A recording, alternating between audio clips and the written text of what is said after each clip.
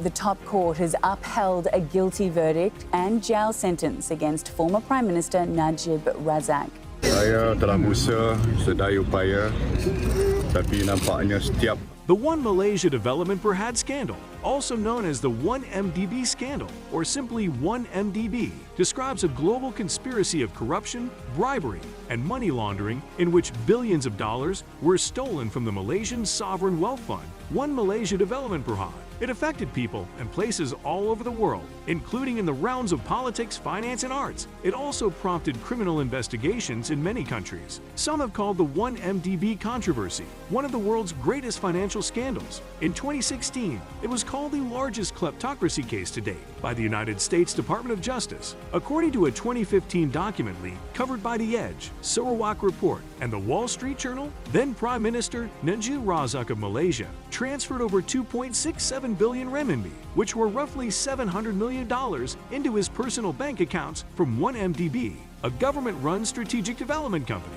Joe Low, the accused scheme's architect, played a pivotal role in the worldwide transfer of 1MDB cash through shell companies and offshore bank accounts. After further investigation, the United States Department of Justice concluded that Low and other conspirators, including officials from Malaysia, Saudi Arabia, and the United Arab Emirates, stole more than $4.5 billion from 1MDB. This money was invested in the creation of the American film The Wolf of Wall Street by Red Granite Pictures, and was also used for the acquisition of luxury goods and real estate, such as the super yacht Equanimity. Low, Najib, and Najib's wife Rosma Mansur all live extravagantly thanks to money from 1MDB. Najib's stepson Riza Aziz is now a well-known actor. There were other attempts to use stolen money for lobbying and campaign contributions in the American political system. Protests and anger erupted when the news broke, turning the affair into a significant political controversy in Malaysia. After many investigations were launched against him in Malaysia,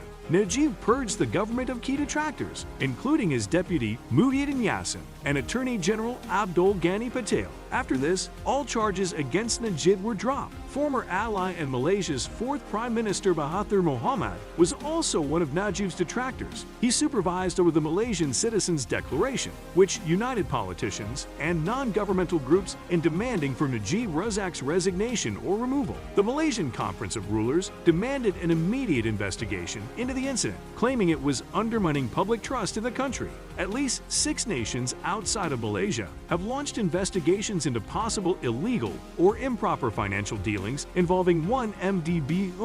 MDB's 2015 debt was over 42 billion renminbi, or $11.73 billion, according to its publicly filed accounts. Some of this debt is the consequence of a $3 billion state-guaranteed bond offering that took place in 2013. The transaction was spearheaded by the American investment firm Goldman Sachs, which was said to have earned up to $300 million in fees for the deal. Nonetheless, the Department of Justice filed charges against Goldman Sachs under the FCPA, and the firm settled those charges by paying more than $2.9 billion.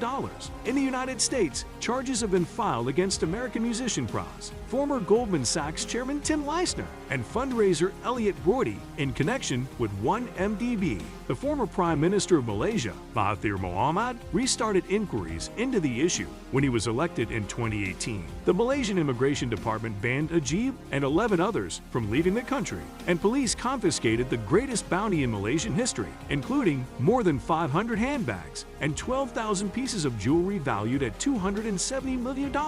In the end, Najib was charged with criminal breach of trust, money laundering, and abuse of authority, but accused mastermind Joe Low, who was by then a wanted international fugitive, was only charged with money laundering. Following a trial, Najib was found guilty on 7 counts related to SRC International, the subsidiary of 1MDB, and given a 12-year jail term. In September 2020, it was reported that 1MDB owed the Malaysian government $7.8 billion, with the amount stolen from the company estimated at $4.5 billion. Bonds issued by 1MDB with a maturity date of 2039 have been taken by the government. As of August 2021, the United States has recovered and returned a total of $1.2 billion of 1MDB monies stolen within its jurisdiction. This brought the United States in line with Singapore and numerous other countries that have either begun recovery efforts or recovered lesser amounts. Recovery of 1MDB assets. since resuming its investigations into the 1MDB issue following the 14th general election in May 2018.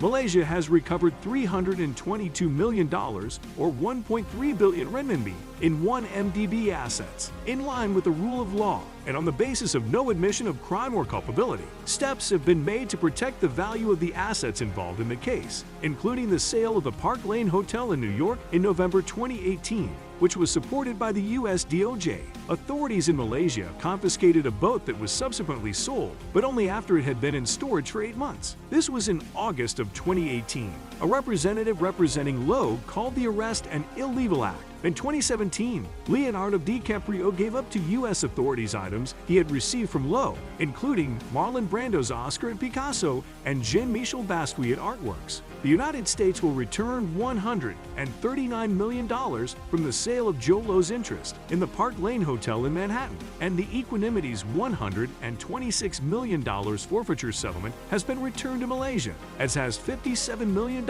from the confiscation of Red Granite Pictures, after deducting the costs of investigations, seizures, and litigation. In addition to this, the Singapore courts have ordered the return of $50 million, or 152 million renminbi, in 1MDB-related funds. The U.S. Department of Justice is attempting to forfeit $1.7 billion, or 7 billion renminbi worth of assets from 1MDB, while Malaysia is also collaborating with at least 6 nations to collect the remaining $4.5 billion. The DOJ reportedly returned $300 million to Malaysia on 15 April 2020. It was the money that had been taken during the 1MDB affair. On July 24, 2020, it was revealed that Goldman Sachs will pay the Malaysian government $2.5 billion in cash and return $1.4 billion in assets related to 1MDB Bondsall. This was very less as compared to $7.5 billion that Malaysia's finance minister had originally requested. The Malaysian government had decided to stop legal action against 17 current and former Goldman directors and dismiss all criminal accusations against the bank. There were some who thought that Goldman had gotten off easy. The Malaysian government settled the lawsuit brought against it in January 2022 for 333 million renminbi, or $111 million, paid by the local subsidiary of KPMG.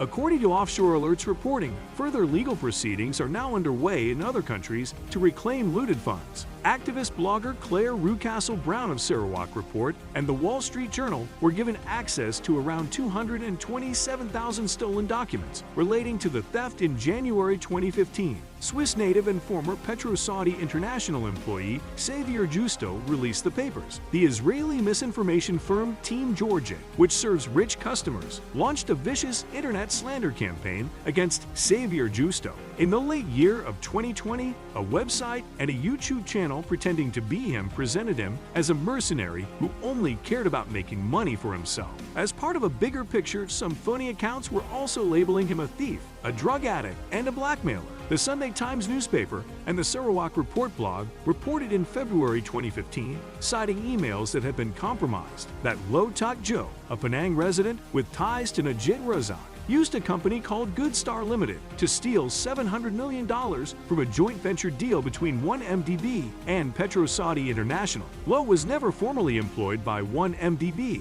but he is said to have been a go-to resource for information on the company. An email showed that Low obtained Najib's agreement to borrow $1 billion without first consulting with Bank Negara. According to a 2022 report by German local news site Neckerstedt blog, Suad A. Al-Adas, former wife of Mohammed Bad Ali Al-Husseini, received nearly $40 million from the 1MDB scandal and later acted as a shareholder in a company owned by German real estate developer Tom Bach, providing a loan of nearly 5.5 million euros, suggesting that some of the funds used in the Turley real estate project in Mannheim, Germany, came from misappropriated funds from the 1MDB scandal. The Edge was one of the few media outlets which published investigations on the scandal, and as a result, its license was revoked. That's all for today, guys. If you liked this video, be sure to hit that like button, subscribe to the channel, and press the bell icon for any new updates. See you in the next one.